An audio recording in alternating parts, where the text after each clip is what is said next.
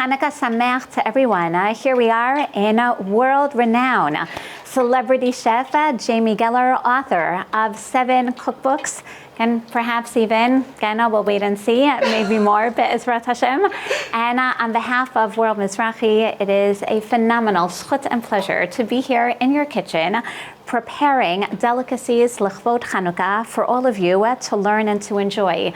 So, Jamie, Chanukah Sameach. Chanukah Sameach. Thank you, Rabbanit Shani Taragin. She just gave me more work. I want to relax now. I don't want to work and write another book. But after 7, I told her now for 8, Mima Lateva, celebrating the miracle of Chanukah. Okay.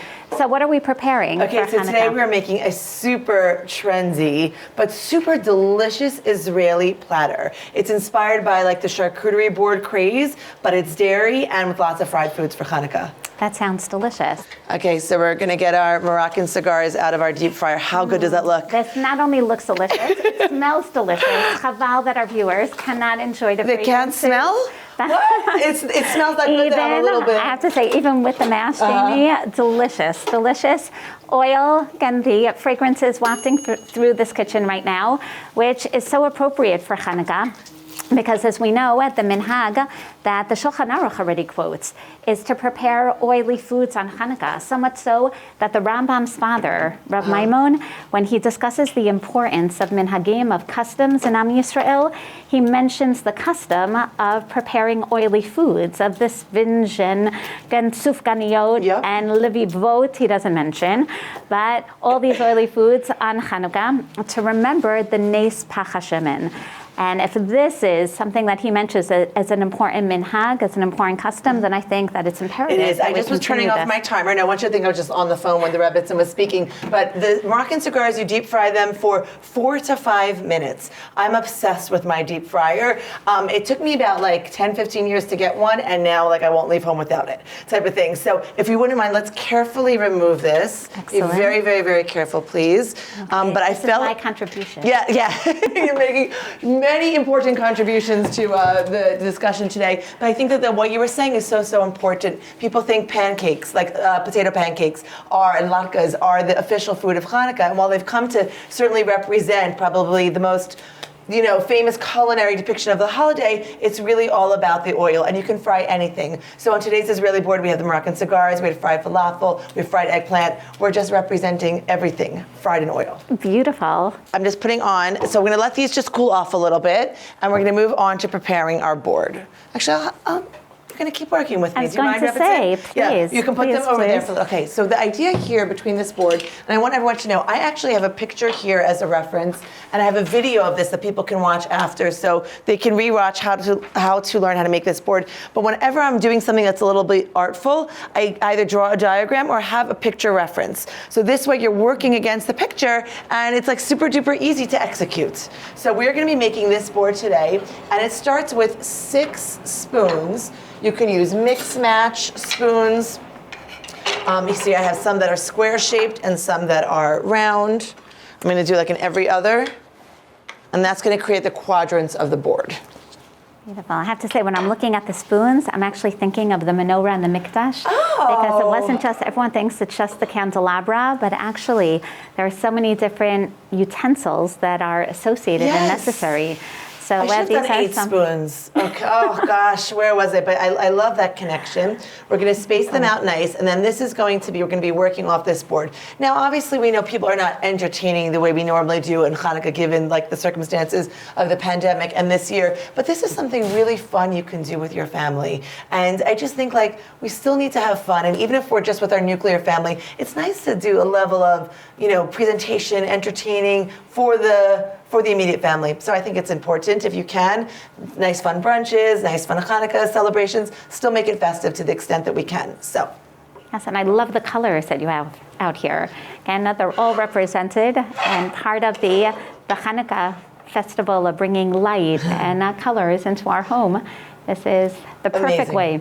Okay, so the first thing, Rebbitzin, if you could tell us all, we have cheese. Cheese. And now, you don't usually see that at like a celebration, a holiday, a Jewish holiday. So the Shulchan Aruch mentions this minhag as well, based on Sfarim Chitzonim, the book of Yehudit from the house of the Hashmonaim, who, as we know, was invited to a royal feast of Halifornos, one of the generals of Antiochus Epiphanes of the Seleucid Empire. And tell me who she reminds us of when she came and she fed Halifornos all different types of dairy foods, and his mouth became parched, so she compensated with a lot of wine, and when he fell asleep, she decapitated him and took his head. And think of this heroine. That's an unbelievable story. And this obviously scared the Greek army away, and this is one of the explanations that's given for Rabbi Yehoshua ben Levi's famous statement of the women participating in the holiday and the miracle of Chanukah. Af hein hayu ba'oto hanes. Women have to participate in the lighting of the menorah because they too were part of the miracle. And Rashi explains women, in fact, whether it was Esther on Purim or Yudit on Chanukah or the women in Mitzrayim who were active participants in actually canalizing the miracle. And even if we say, according to Tosfot, that women had a more passive role, that they were in danger as well, we know that women were violated and abused during this time, so we definitely have what to celebrate. So we celebrate the miracle really of Yudit by eating these dairy foods. And this cheese that you're garnishing beautifully. I have it with some capers and some sun-dried tomatoes. We eat with our eyes first, and so that's very, very important to get those glands working. You start salivating, you start smelling. That's like the beginning of a fantabulous, that's a new word I'm coining, meal. And so that's what we're doing here. I love that you're here, Rebbitzin, to add all of the Torah in the context, because I would have been like, oh, it's a nice custom to eat dairy. And then you really spelled it out beautifully. Another thing that we wanted to talk about, obviously because this is for Mizrahi, is to do a lot of Israeli-inspired things. So it's not just that it's an Israeli platter, but I have dates. Wow. And I feel like they're so typical and beautiful of the land. And that's right, the Sheva Minim. Yeah, so that's why I really wanted to include them here in this board. Now, when you're making a board, the idea is abundance, right? So things can be a little bit overflowing, things can be piled up. You don't want kind of holes in the board. You want it to feel very overflowing, and plentiful. That was the word I was looking for. I have to say, you see the beauty here, and I must say, I see the Torah here. Oh. There's a famous midrash on Shir Hashirim. The pasuk says, "Dvash v'chalav tachat l'shonech." Literally the dvash, but we know dvash in Tanakh is the date honey. I was going to see the land, milk and chalav udvash. Exactly. They are talking about date honey, not bees honey. Dvash, that's exactly it. And dvash v'chalav and is obviously the milk of the land. Chazal say these are the words of Torah that should be so sweet under one's palate. So I feel that that's what we're combining here right now in your kitchen. And the sweetness of Torah, the beauty of Eretz Yisrael, the Eretz Abat Chalav Udvash, which actually, now I'm getting so excited. Okay, I was excited already.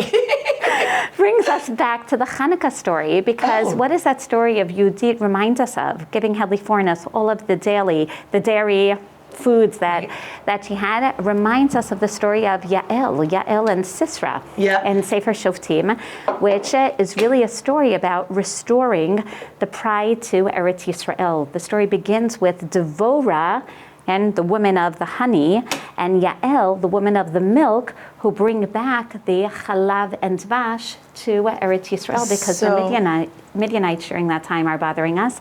And then again, we have Why are we always bothered, Rebbitzin? Thank God we make it through. We don't let them get to us, but it's nice how you just said, they were just bothering us.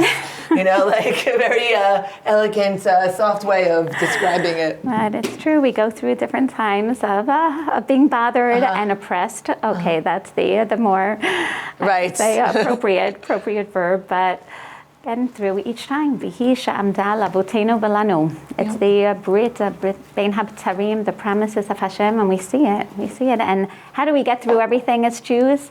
With a lot of Torah, a lot of determination. I was going to say a lot of tefillah too. I was going to say a lot of tefillah, a lot prayer, of prayer. Yes. And I know what you're all thinking. And a lot of delicious food. I was like, prayer. Yes, food too. That does help us. It does help. It's very comforting. I think even now during the pandemic, you see a lot of people are cooking a lot more. And it's not just because the restaurants are closed. And I think that it is a source of comfort, and it is a source of healing, and it is a way, chicken soup, we saw the Jewish penicillin. I always say it heals everything from a sore throat to a broken heart. So yeah, I do think that food is a wonderful way, if not abused, but used correctly, to heal and to comfort one another. So here what I'm actually building in this quadrant is a deconstructed sabir.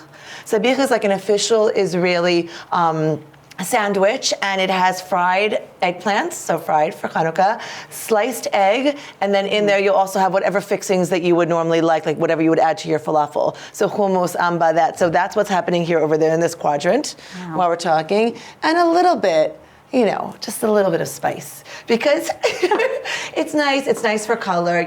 My husband, I always tell the story, you just met him, 6'3", very blonde, and he goes to the falafel shop and he tells me he likes kharif, spicy. So they give him that token, oh, you're a tourist. Here's a little, he's like, oh, they're like, oh, and then they start clapping for him, they're so excited. So something a little bit spicy in there and a little bit colorful, I think, is really, really nice to round out this quadrant here. What do you think about this? Does that look good? Do you like sabir? Do you ever eat that? So I do. My kids definitely, even more than I.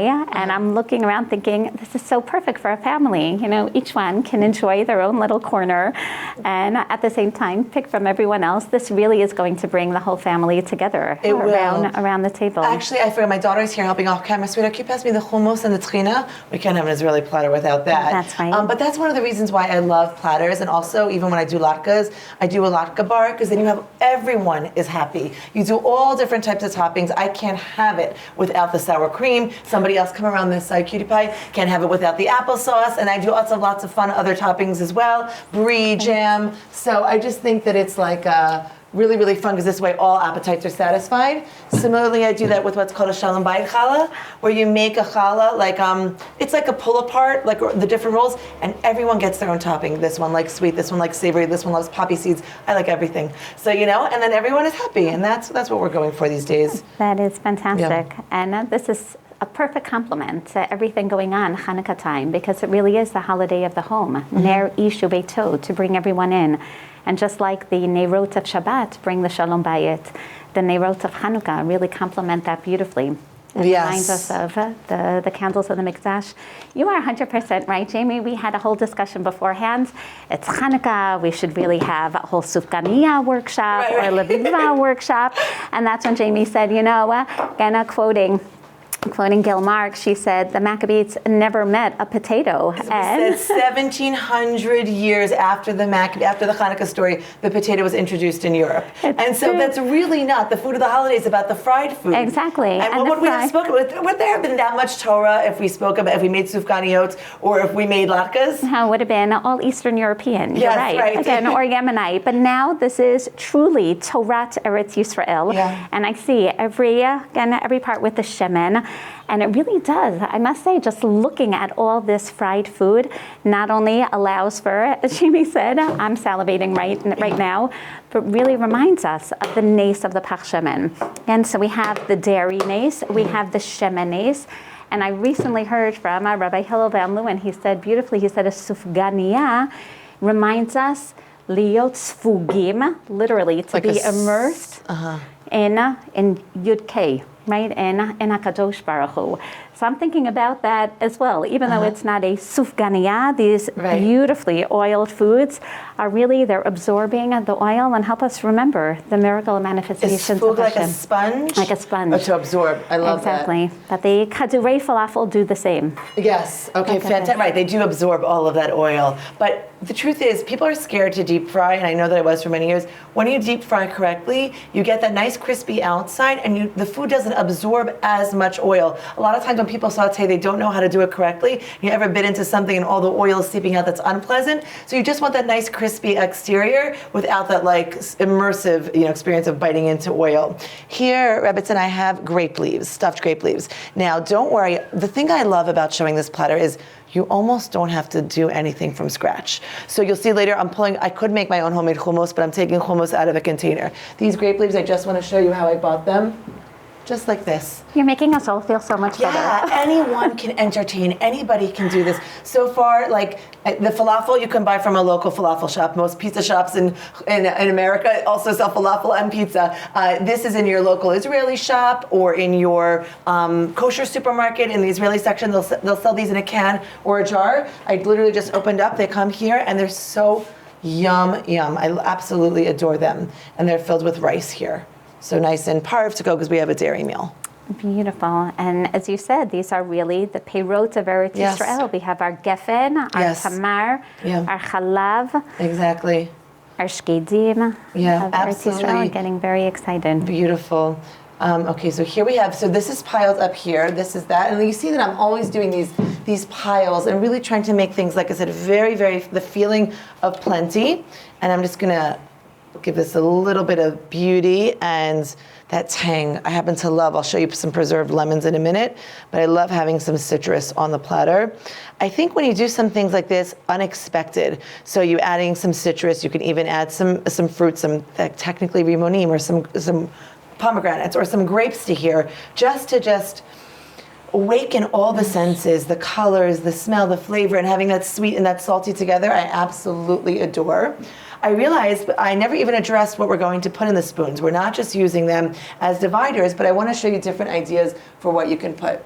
So this is a nod to my Ashkenazi hubby who just loves schug. So this is a very spicy schug that we'll put here, and there comes red and green, so you could do a different color in each spoon. So the idea is to really allow each spoon to have something distinct. So this reminded me of the preserved lemons.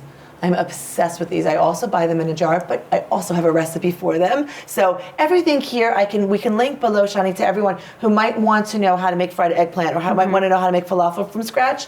Those are for the people that would like to, but that shouldn't keep other people from wanting to make this. And so again, these are also available in the jarred section in the refrigerator. So preserved lemons. And I happen to always get them like on my falafel. I just love it. Adore. Are you a lemon person? Yes. Very healthy as well. They are. First thing in the morning. Lemon water, so good for the liver and for the digestive system. Also squeezing lemon over fried foods. You'll find it brightens it so, so beautifully. So just out of the fryer, whether it's chicken or whether it's falafel or just fried chicken, even a squeeze of lemon on top. Unbelievable. So that's like a really, really nice tip. Look at all these takeaways. Oh, one of our grape leaves fell. Look at it, we're just overflowing, like I said. Okay, this is amba. So this is a pickled mango sauce, but nobody should get it confused. It is not sweet. I call it the Israeli or Middle Eastern mustard, right? So it's a bit sour and tangy. Now, a lot of people, what if you can't find amba or schug or preserved lemons in your local market? So I just want to show another idea here. Just use spices, okay?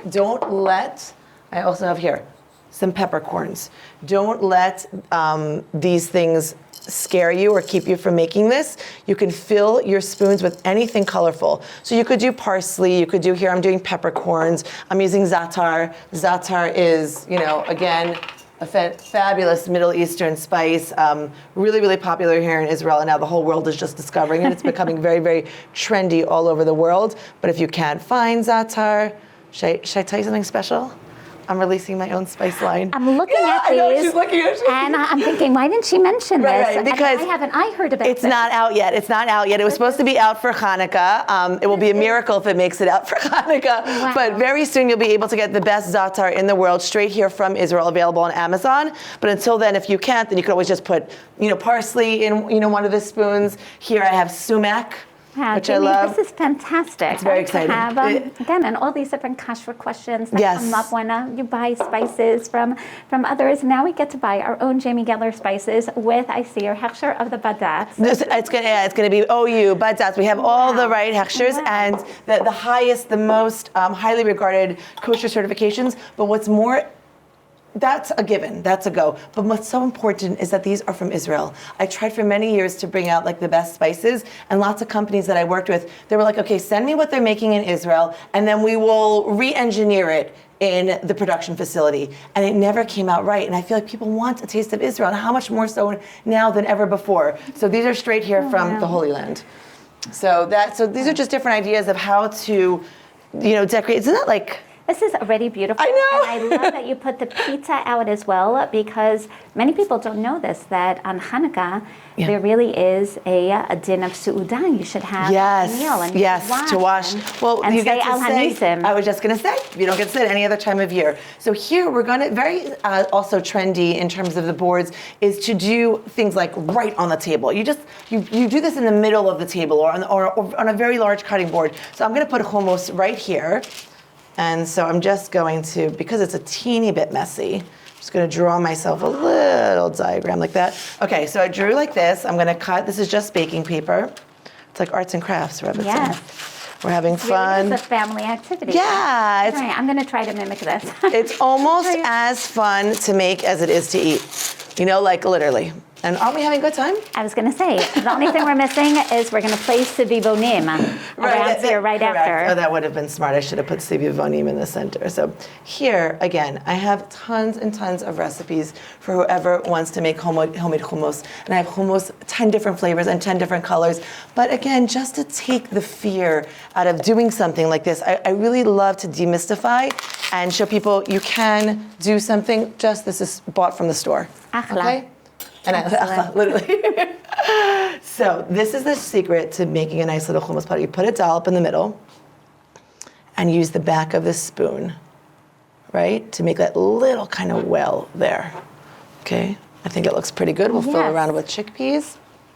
And the next thought that's coming to my mind, mahadrin, meaning you just took regular hummus and just made this beautiful bowl out of the hummus. I'm thinking that's called hidur, to take everything that we do. And Chazal tell us in Gemara Shabbat that zekeli banvehu, we're meant to make everything that we do. Every mitzvah should be beautiful, but particularly on Chanukah, just like on Sukkot, we have the pre-Eitz Hadar, and all the Abraminim have to be beautiful. We have not just Ner Ishu Beito, not just that everyone should light, or one person light a candle. Right. We have Mahadrin. We have Mahadrin min ha-Mahadrin. Yes. Chanukah's the time to beautify everything, beautify our homes. How would you translate Mahadrin exactly? Beautifying. Right, so why is it used as a term for kosher certification as well?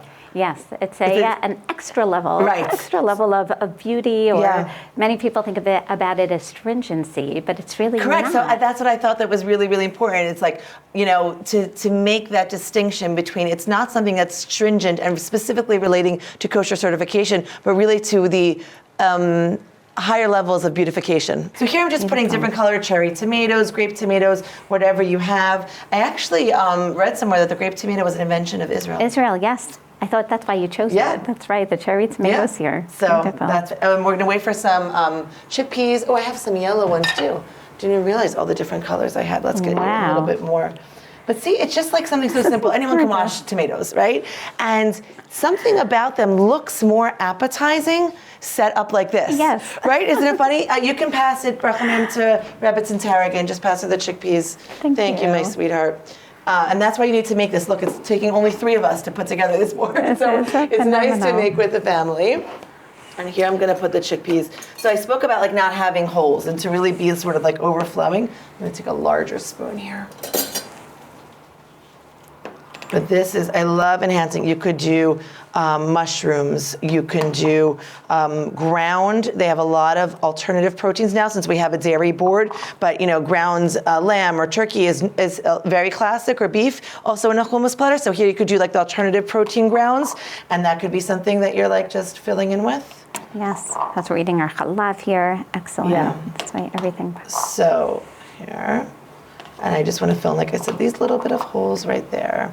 And then watch how I'm going to finish this off, okay? You're going to get excited because we have another culinary Israel point to discuss. Hang on one second, little straight chickpea. It really is so appropriate for Chanukah because it's all about regaining our nationalism. The Rambam says, why do we celebrate? It says not because of the oil, not even just because of the military victory, but because Malchut was restored to Am Yisrael. And even though we know the next 200 years weren't necessarily the best government, but Jewish government is better than no government. Oh, that's so nice. So here's our olive oil. Here's that beautiful. Okay. Yes, exactly. All over. And also olives being, you know, very important here in Israel. Yes. So now, classically, I do like to put sumac on here. Again, if the spice line is not out yet and you can't get sumac, then paprika is beautiful. Okay. But it's nice to get a little bit of that color in here, and then we'll just throw on some parsley for good measure because I was a little bit of green. It just like pops everything, you know? Can I ask you, Rabbanit, to discuss the custom of after candle lighting, that women are not, they're supposed to take a little bit of a chill, right? That's why we're doing this during daylight hours. Right.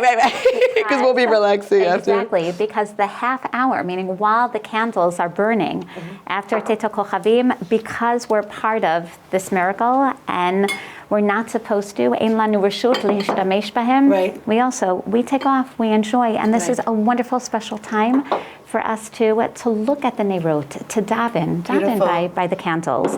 I love prayer. It's like my favorite thing to do. And not to, even though Jamie definitely is showing us how cooking is fun and it's not work, nonetheless, and we don't do any cooking even during that time that the Hanukkah candles. So really what qualifies as cooking? Meaning with this setting up the platter? So setting up the platter, I'm going to ask you, do you consider this work? Meaning very subjective. Well, I'm hanging out with you, not really. The same. We're just having fun. Right. So if that's the case, we can definitely do this. If the falafel and the eggplant and the Moroccan cigars were fried beforehand, then we're good. Excellent. We're having a wonderful time. Can you guess what I'm making here right now in this bowl? Wow, such Israeli salad. Look at this. So also so colorful. Yeah. Beautiful. So you can put in my family, not everyone loves tomatoes, so we usually keep the tomatoes on the side, but obviously typical is the cucumber tomato. And then after that, you riff on that with the red onion, colorful peppers, parsley, olive oil. And it's shemen zayit zach, I see. Yes, of course. For Hanukkah. What else? All year round, but especially for Chanukah. Okay, a little bit of salt. And now you might notice, I don't know if you noticed and thought, oh, she took out such a big bowl for this. Does she really need such a big bowl? Yes. And I'll tell you why. A big mistake that people make when they're cooking and preparing is they don't use a big enough bowl when they're mixing. And either one, things are coming out, and that's really frustrating and annoying. But on top of that, and I'm just adding a little bit of lemon juice here, you can't get a good mix in a small space. Okay, so take a look here. I always say all real chefs use their hands. I just play one on TV, but I also like to use my hands. And just, I don't know if the camera can get in here, you really get everything. Do you smell it even? Yes. So that's how you know you're getting things really, really nice and well mixed. Don't use bowls or casserole dishes, things that are just too small to work with. Always make sure you give yourself enough room to work. So here, we're just gonna go right down into. And you could do, like, if you wanted, the baking paper like I did with the hummus, but, it's just something a little bit fun we can about eat it straight this. off the table. Yeah, it's something about it just, like, really fun and fabulous. Wow. And then now, Rebbetzin is here when we go and get the Moroccan cigars that you prepared. Great. So we'll place these here.